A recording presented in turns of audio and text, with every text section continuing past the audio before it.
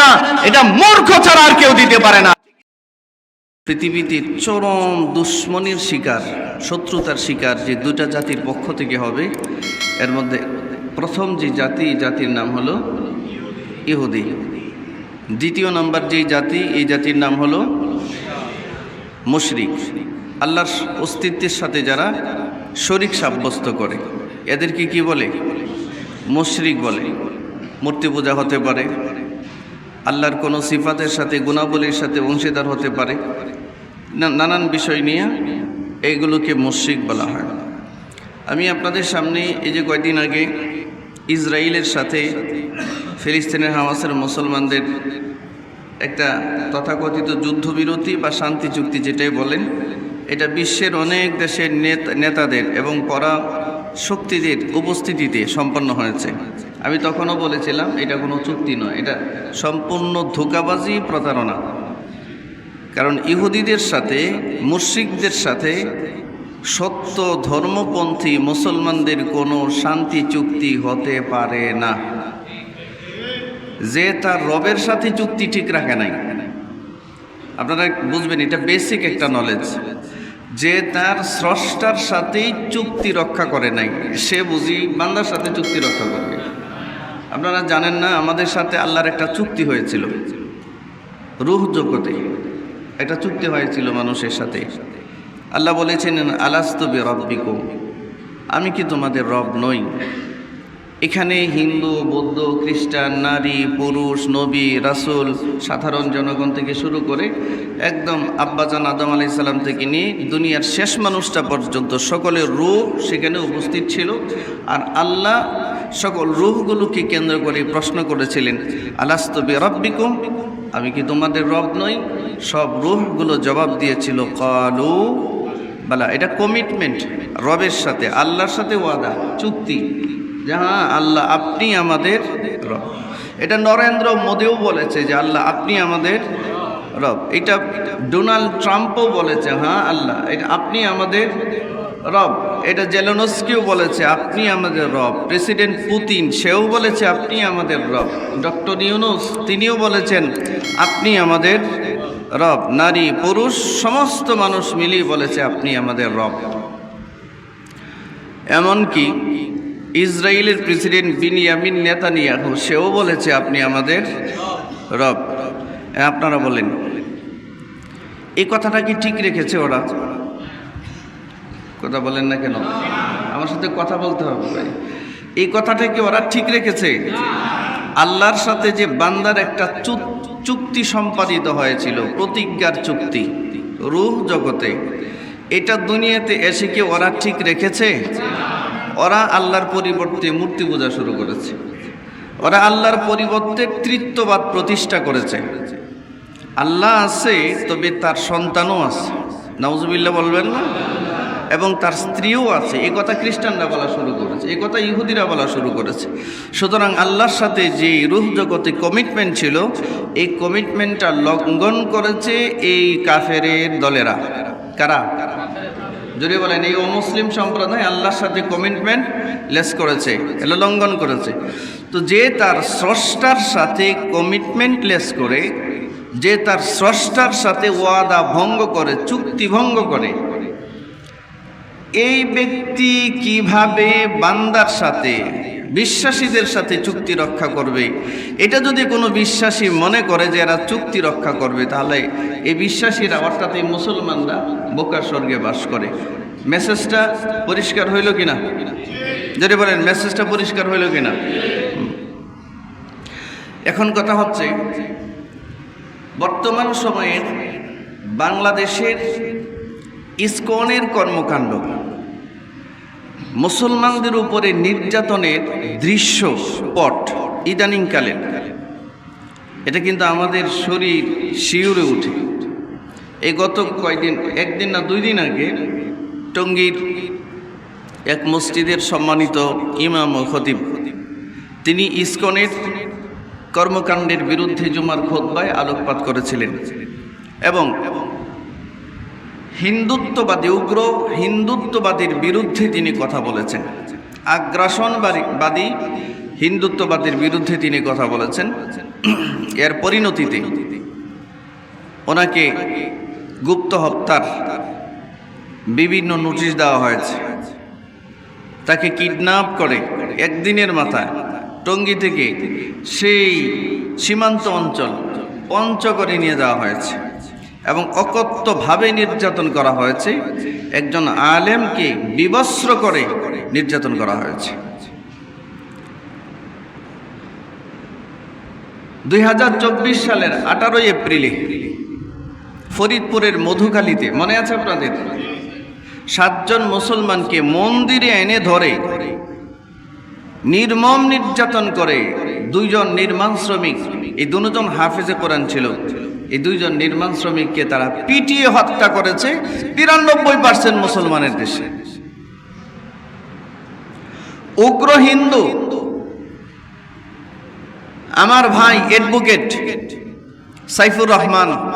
সাইফুল ইসলাম আলিফকে চট্টগ্রামের আদালত চত্বরে কুপিয়ে হত্যা করেছে। একজন সরকারি পিপি আইনজীবীকে কুপিয়ে হত্যা করেছে।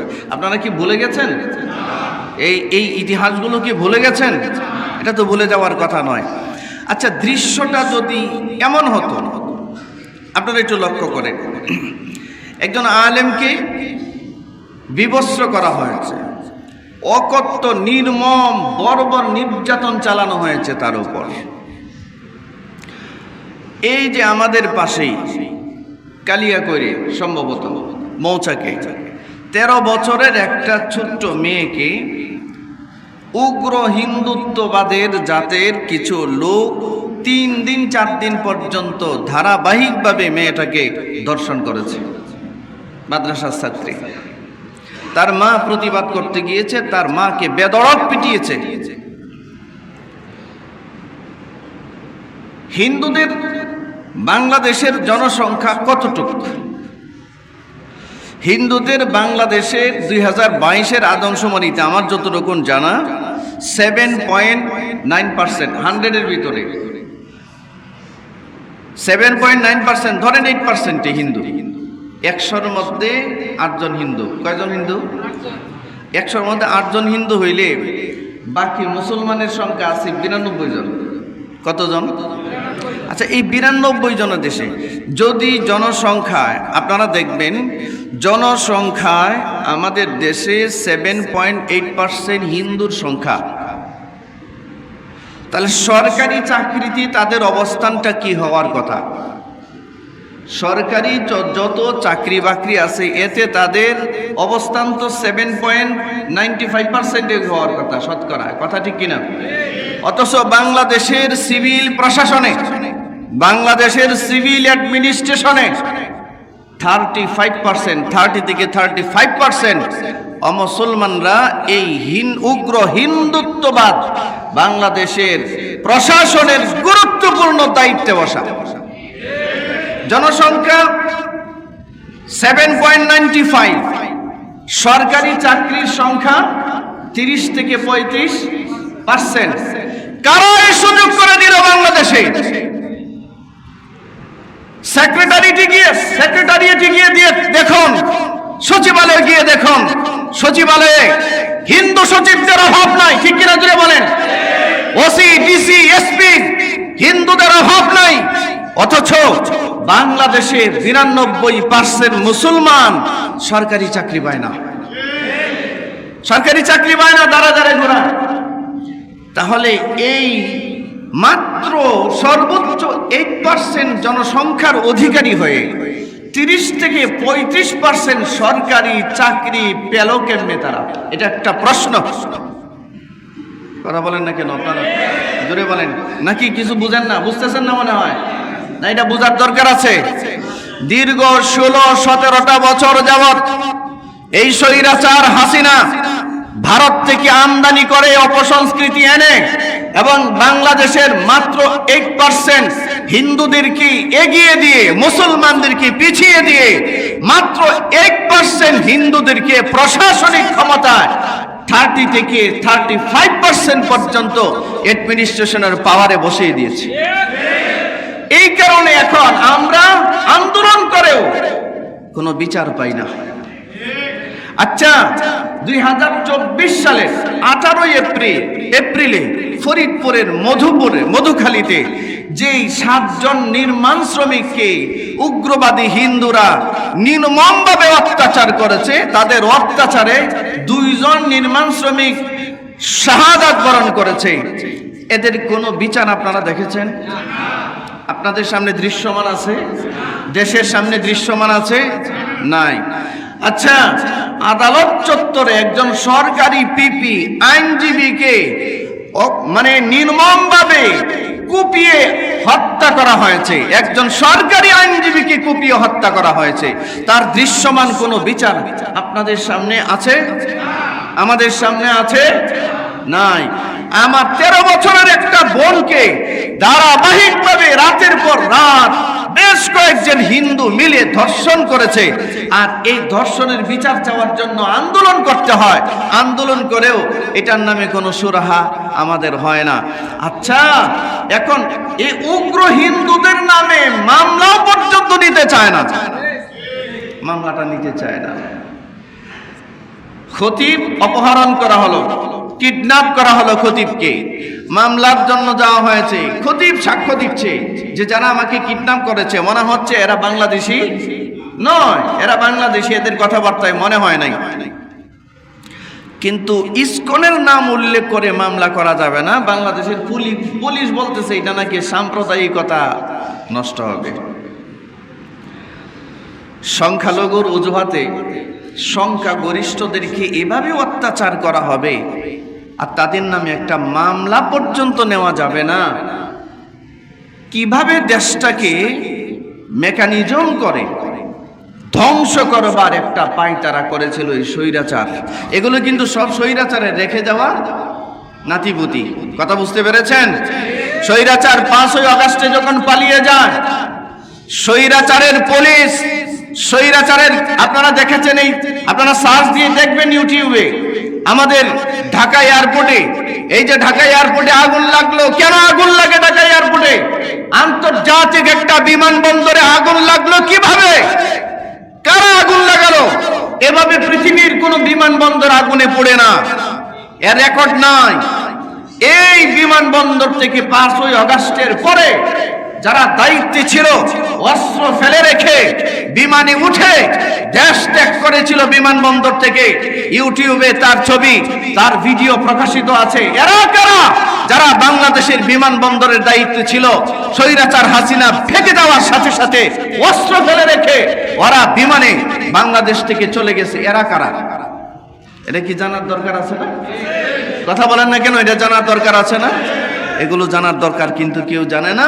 আমাদের মেইন স্ট্রিম মিডিয়াগুলোর মধ্যে, ইলেকট্রনিক মিডিয়া বলেন, প্রিন্টিং মিডিয়া বলেন, কোথাও এগুলোর কোনো সংবাদ আসে না।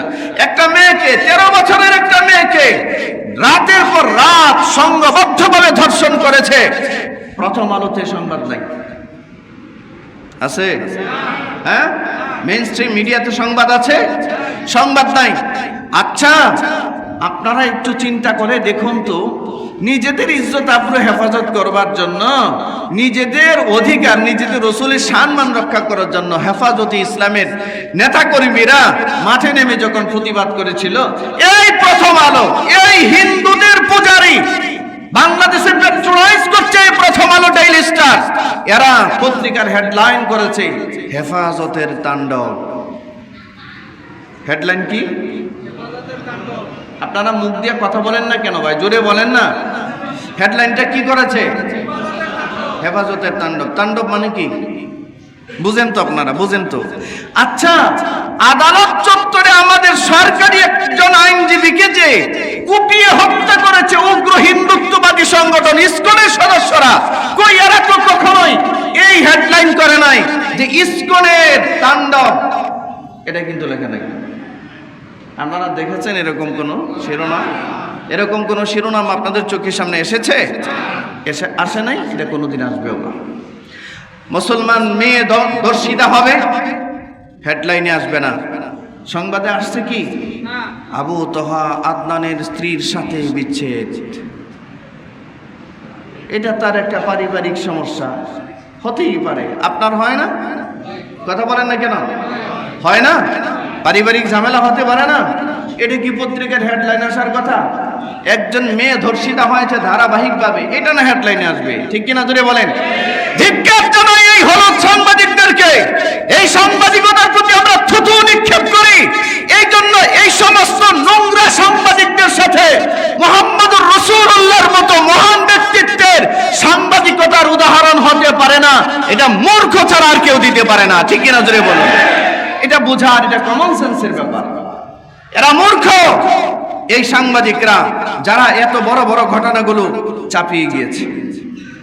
আপনারা একটু বিপরীত সাইডে একটু চিন্তা করে দেখুন তো, ইন্ডিয়াতে যদি ইন্ডিয়ার সরকারের কোনো পিপিকে, আইনজীবীকে মুসলমানরা আদালত চত্বরে কুপিয়ে হত্যা করত, একটু কল্পনা করে দেখেন তো, তাহলে ইন্ডিয়ার হালতটা কি হইতো মুসলমানদের? কল্পনার ভিতরে আছে? আছে? ভয়ানক পরিস্থিতি হইতো। একজন আইনজীবীকে হত্যা করা মানে অন্তত মিনিমাম এটার জন্য 1 লক্ষ মুসলমানদের জীবন দিতে হতো ইন্ডিয়াতে। 1 লক্ষ মুসলমানদের জীবন দিতে হতো। কিন্তু আমাদের ভাই অ্যাডভোকেট সাইফুল ইসলাম আলিফকে যে হত্যা করলো আদালত চত্বরে উগ্রবাদী হিন্দুরা, এটা প্রমাণ করার জন্য তো বছরের পর বছর লাগে না? ঠিক এর জোরে বলুন। ওরা হত্যা করেছে, ওরা কুপিয়েছে অ্যাডভোকেট আলিফকে, এবং মুসলমানদের মসজিদ ভেঙে ফেলেছে, ভিতরে বোমা নিক্ষেপ করেছে, মসজিদের জানালা ভেঙে ফেলেছে। এটা ভিডিওতে ভাসতেছে। এটার জন্য কি প্রমাণ করতে বছরের পর বছরের দরকার? এটার এভিডেন্স আছে তো। এত প্রকাশ্য এভিডেন্স থাকবার পরেও, দলিল আর প্রমাণাদি থাকবার পরেও এই উগ্রবাদী সংগঠন, এই ইসকনের বিরুদ্ধে কেন সরকার কোনো ব্যবস্থা নিচ্ছে না? বুঝতে হবে এটার পেছনে বড় ধরনের একটা কারণ আছে। ঠিক কিনা জোরে বলেন। লক্ষ্য করবেন, স্বৈরাচার হাসিনা তো 16টা বছর যাবৎ হিন্দুত্ববাদকে পেট্রোনাইজ করেছে। 8% হিন্দু, 35% সরকারি চাকরি করে।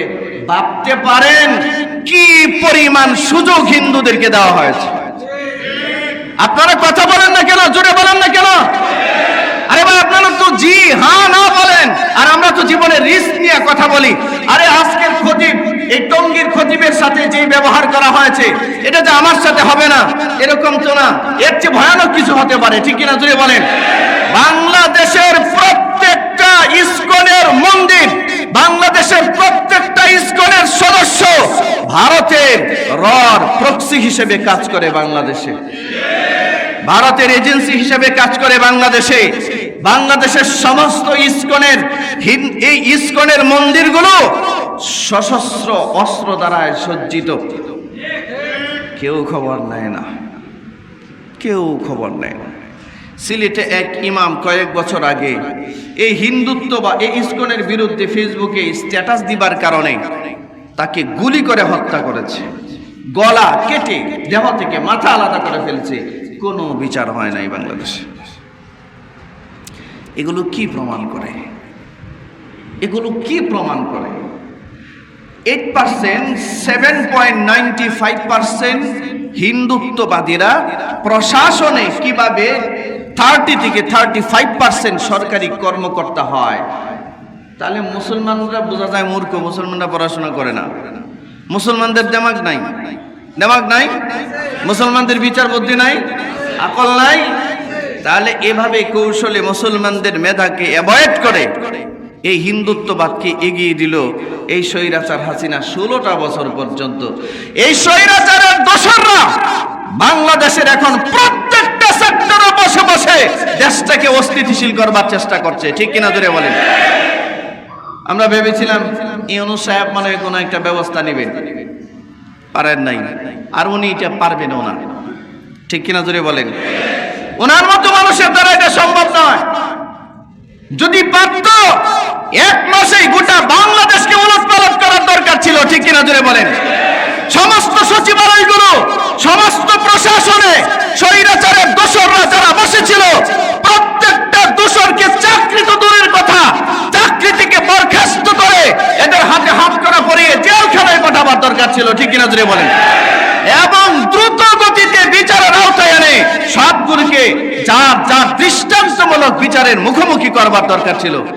কিছুই করে নাই, জামাই আদায় করেছে। ঠিক না?